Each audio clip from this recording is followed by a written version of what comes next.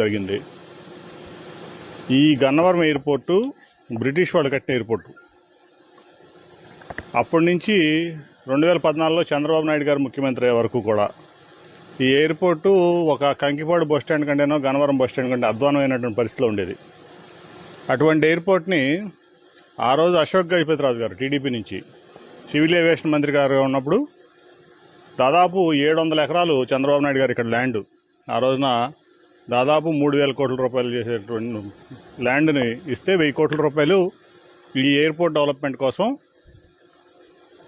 చంద్రబాబు నాయుడు గారు కానీ అశోక్ గారు కానీ ఆ రోజు ఉన్నటువంటి ఎన్డీఏలో ఉన్నటువంటి ప్రభుత్వంలో మేము తీసుకురావడం జరిగింది.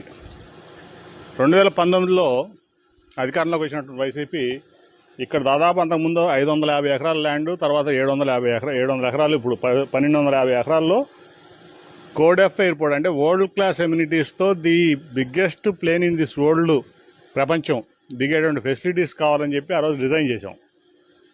ఆ రోజు వెంకయ్యనాయుడు గారు, ఆ రోజు ఉన్నటువంటి ఏవియేషన్ మినిస్టర్ కూడా వచ్చి ఆ రోజు శంకుస్థాపన చేశారు కొత్త టెర్మినల్కి. 1,000 కోట్ల రూపాయలు క్యాష్ ఉంది. కానీ స్టేట్ గవర్నమెంటు ఆ 700 ఎకరాల ల్యాండ్ ఏదైతే ఉందో ఆ ల్యాండ్లో ఉన్నటువంటి ల్యాండ్ ఓనర్స్కి యాన్యుటీ ఇవ్వకుండా, ల్యాండ్ పూలింగ్లో ల్యాండ్ ఇవ్వకుండా అనేక రకాలైనట్టుగా వాళ్ళు ఇబ్బందులు పెట్టడం జరుగుతూ ఉంది. దానివల్ల చాలా పనులు డిలే అయిపోతున్నాయి. టోటల్గా స్టేట్ గవర్నమెంట్ ఫెయిల్యూర్ వల్ల ఈ ఎయిర్పోర్ట్ మళ్ళీ అధ్వానమైన స్థితిలోకి వచ్చే పరిస్థితి ఉంది. దాన్ని రైజ్ చేసాం. ఖచ్చితంగా వెంటనే ఉన్నటువంటి 1,250 ఎకరాల్లో ప్రపంచ స్థాయి ఎయిర్పోర్ట్గా దీన్ని తీర్చిదిద్దడానికి ఆల్రెడీ 1,000 కోట్లు ఉంది. కొత్త టెర్మినల్ బిల్డింగ్ రెడీ అవుతుంది. అది కూడా డిలే అయిపోయింది. ఇప్పుడు స్టేట్ గవర్నమెంట్లో కోఆర్డినేషన్ లేక, స్టేట్ గవర్నమెంట్ రైతులకి ఏదైతే ల్యాండ్ తీసుకున్నామో వాళ్ళకి ల్యాండ్ పూలింగ్ ల్యాండ్ ఇవ్వక, యాన్యుటీ ఇవ్వక, వాళ్ళ బాధలు చూడకుండా నానా రకాలను ఇబ్బంది పెడతాం వల్ల ఈ ఎయిర్పోర్టు పనులన్నీ డిలే అయిపోతున్నాయి. వెంటనే పూర్తి చేయాలని డిమాండ్ చేశాం. నేను స్టేట్ గవర్నమెంట్ని కానీ అట్లాగే ఇక్కడ ఉన్నటువంటి అథారిటీస్ని కానీ ఒకటే నేను చెప్తా ఉన్నా, మీకు సెంట్రల్ గవర్నమెంట్ డబ్బు ఇచ్చింది. చంద్రబాబు నాయుడు గారు 700 ఎకరాలు ల్యాండ్ పూలింగ్లో ల్యాండ్ ఇచ్చారు. బాంబే ఎయిర్పోర్ట్ కూడా ఇప్పుడు 1,300 ఎకరాల్లోనే ఉంది, ప్రజెంట్ ఎయిర్పోర్ట్, కొత్త ఎయిర్పోర్ట్ కాదు. అటువంటిది అక్కడ దాదాపు గంటకి 52 ల్యాండింగ్స్, టేకాఫ్ జరుగుతుంటే అంత ఫెసిలిటీస్ మీకు ఇస్తే ఎందుకు దాన్ని ముందుకు తీసుకెళ్ళలేకపోతున్నారని చెప్పి స్టేట్ గవర్నమెంట్ నేను ప్రశ్నిస్తూ ఉన్నా. పూర్తిగా ఈ ఎయిర్పోర్టు డెవలప్మెంట్లో వైసీపీ గవర్నమెంట్ విఫలమైంది. పూర్తిగా దీని మీద శ్రద్ధ లేదు. ఈ ప్రాంత అభివృద్ధి మీద జగన్మోహన్ రెడ్డికి కానీ వైసీపీ గవర్నమెంట్ కానీ ఎటువంటి చిత్తశుద్ధి లేదు.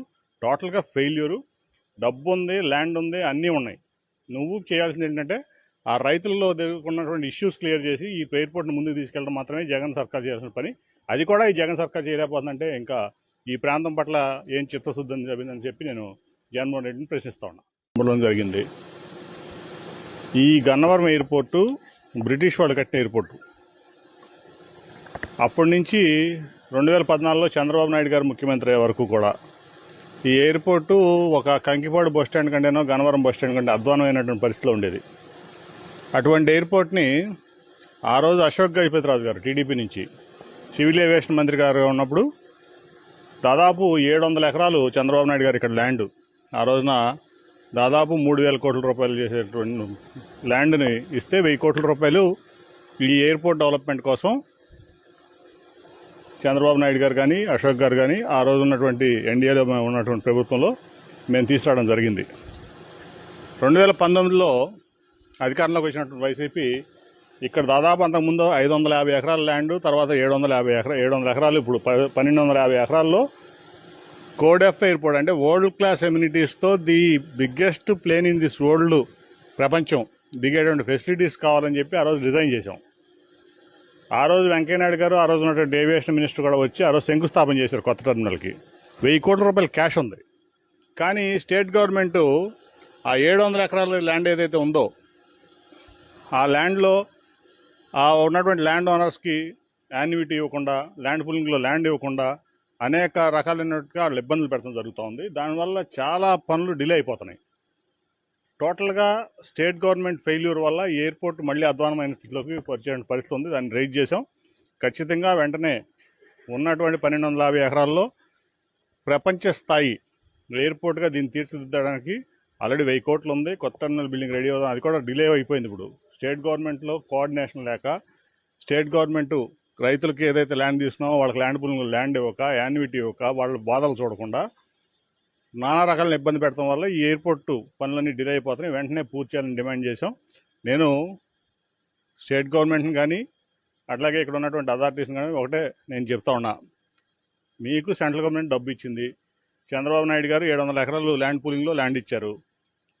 బాంబే ఎయిర్పోర్ట్ కూడా ఇప్పుడు 1300 ఎకరాల్లోనే ఉంది, ప్రజెంట్ ఎయిర్పోర్ట్, కొత్త ఎయిర్పోర్ట్ కాదు. అటువంటిది అక్కడ దాదాపు గంటకి 52 ల్యాండింగ్స్ టేకాఫ్ జరుగుతుంటే అంత ఫెసిలిటీస్ మీకు ఇస్తే ఎందుకు దాన్ని ముందుకు తీసుకెళ్ళలేకపోతున్నారని చెప్పి స్టేట్ గవర్నమెంట్ నేను ప్రశ్నిస్తూ ఉన్నా.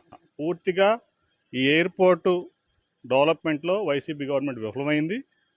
పూర్తిగా దీని మీద శ్రద్ధ లేదు. ఈ ప్రాంత అభివృద్ధి మీద జగన్మోహన్ రెడ్డికి కానీ వైసీపీ గవర్నమెంట్ కానీ ఎటువంటి చిత్తశుద్ధి లేదు.